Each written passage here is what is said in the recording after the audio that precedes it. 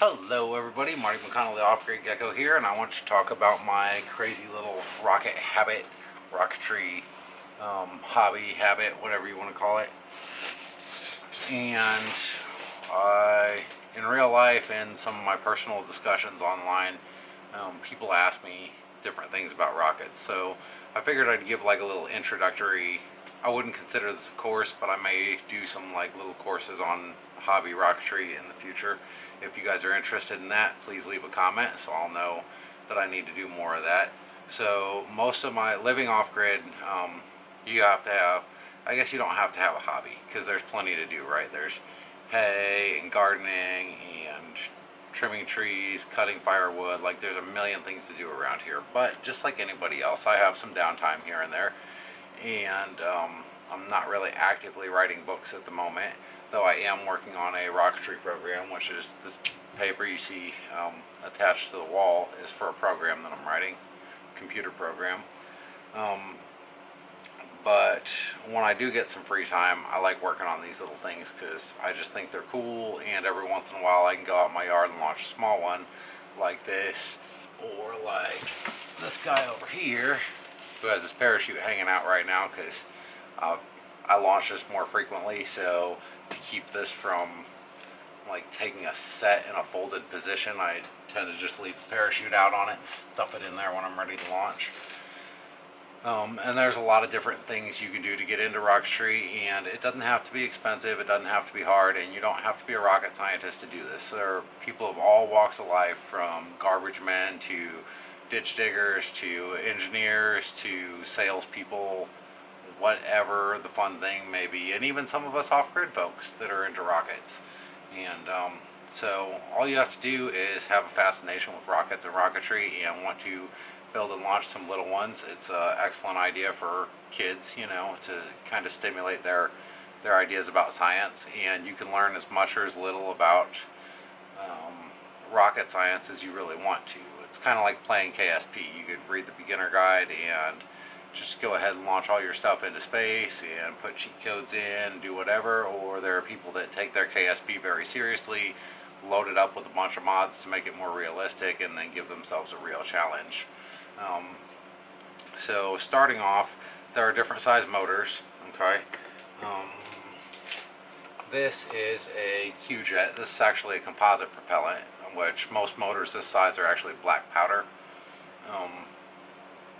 So this size of motor generally fits in rockets like this. It's an 18 millimeter. This is probably what you're going to be starting with if you get into this hobby.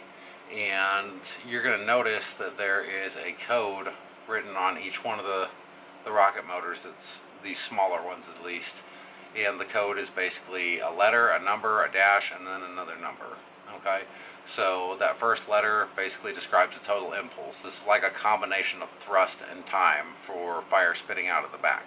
So if you have a lot of thrust, or a good amount of thrust for a very short time, or you have a very tiny amount of thrust for a long time, then you're going to have a lower letter here. And the letters basically double each time. So each letter you go up in the alphabet is twice the power of, on average, the motors that are behind it. So A, B, and C are your get to know you rockets. These are for a lot of the Estes kits that you're going to find in stores and Hobby Lobby online with starter kits, things of that nature.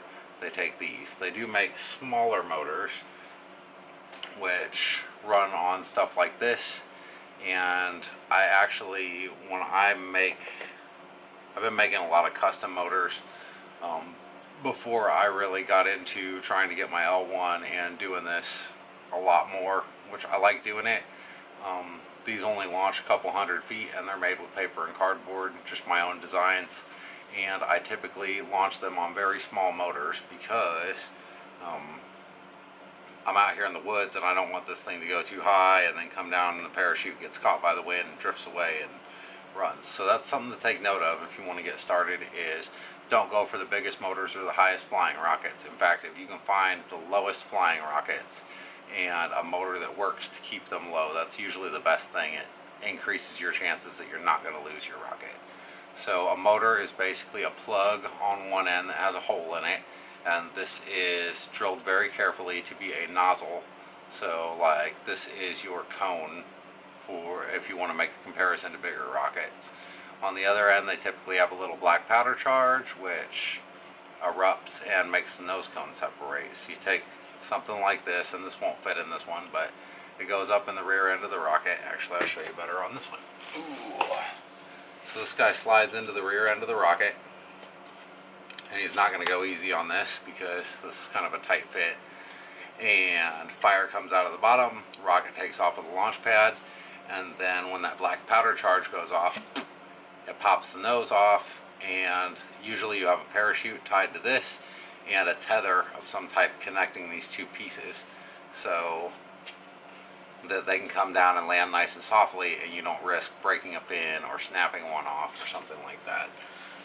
Now Rocketry goes way beyond that, of course. Used to be amateur rocketeers would get a license from the ATF to manufacture explosives. It's basically similar to making fireworks. Okay, nowadays a lot of that's been replaced. There are some people that still do it, but you don't need to launch really high power rockets. So there's the little motors I already showed you. This is an I. So this is twice as powerful of an as an H, which is twice as powerful as a G, which is twice as powerful as a F, which is usually the biggest size you're going to find at most hobby stores and most hobby lobbies. And then you carry on all the way down to the letters. So this is considerably more powerful than one of these. And this is actually made to house propellant for an I motor, which is a standard L1 motor. So if you decide you want to get into really big rockets, the easiest way of getting into them is to join a club like Tripoli or NAR, which you can also join and go launch small rockets. That's fine, they don't mind.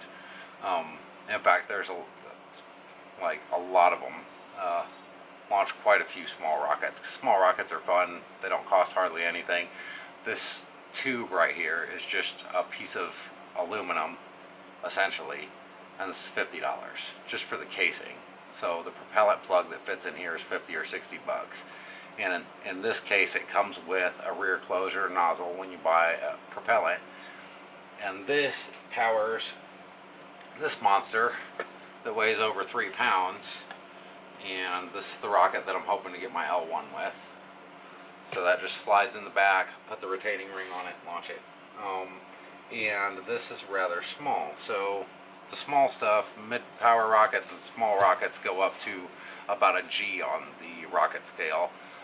This is an I, and you can get hobby rockets all the way up to O. So there's definitely quite a power range to play with. Part of it depends on your pocketbook, and part of it just depends on how crazy you want to get with it. Equally so, rockets range from little paper constructions like this all the way to my mailing tube construction like that, to fiberglass, carbon fiber, and some of these things get upwards of 200 pounds total lift-off weight off the pad. So they go from very, very tiny, something like this, to, if you can imagine, a 20-foot tall 20-pound rocket. So there's divisions and separations for every category. When you join a club, you will be going from usually launching your small power rockets. When you feel like you're ready, you can apply and get your L1, which basically means buying one of these and buying a single charge for it. And then if you launch it successfully, you get your L1. L2 usually comes with a test and the same idea, but a much bigger motor. So L1's H and I, and then JK and L are L2, and M, N, and O motors are L3. And each stage that you go through has different requirements, and they're slightly different between national organizations, but mostly the same. So what else? What do you need to get started? Are you interested in rocketry? You can get a starter kit for as low as in the $20 to $30 range from Estes, or Aperture Rockets makes actually a very nice starter kit for about 45 bucks, I think. I have to look back. But if you do a search for rocketry stuff, Apogee is probably going to come up on your Google search. A lot of people buy from them. And that's really the best way to get started, is to get a kit, because that's going to come with a launch pad, a little launch controller, some motors, some paper wadding to protect your parachute from burning up, usually a rocket or two, and ideally very good instructions on how the whole process is supposed to work. And they're built for starting off. So usually a good kit is going to be something that's built to fly fairly low and slow, and that you're not going to lose it. And if it comes with a high power, with a higher power rocket that goes up like 2,000 feet, if it says that on the package, then maybe you might want to consider buying another small rocket kit with that. And rocket kits can be inexpensive. I mean, the kit for this little guy costs $4. I got my mean machine around here somewhere. They usually run in the range of anywhere from 10 to 30 bucks for small kits. High power kits can be a lot more expensive, and they go up from $100 to $300, usually somewhere in that range. And then if you want to go really big and custom, the sky's the limit. Electronics can run from fairly cheap to fairly expensive, and until you figure out that you need them, usually people shy away from those.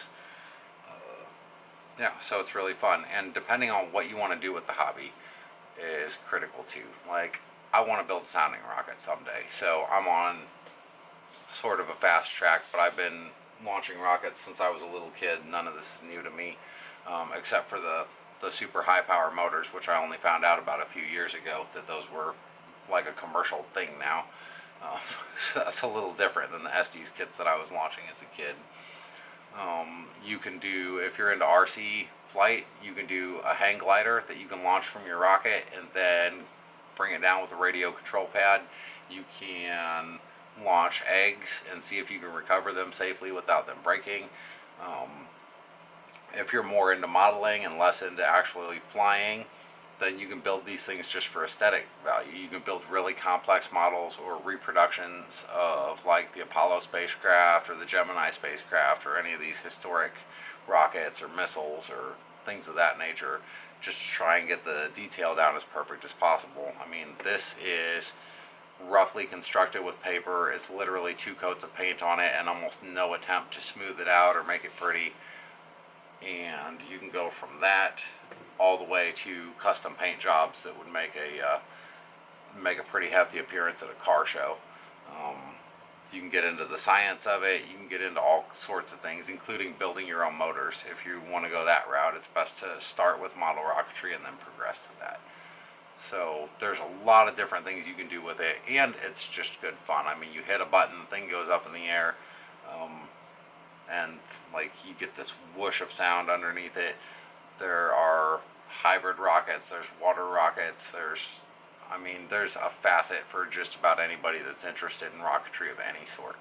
So it is a cool hobby. It can cost as much or as little as you want. Like I said, you can go from $4 and sticking a metal rod in the ground that this will launch off of and hooking it to a car battery to, the sky's the limit.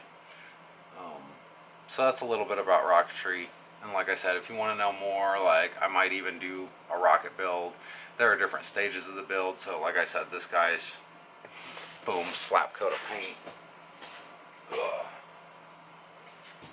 So I basically built that little one in an afternoon. This is 3 weeks in on another project, and this is another low power kit.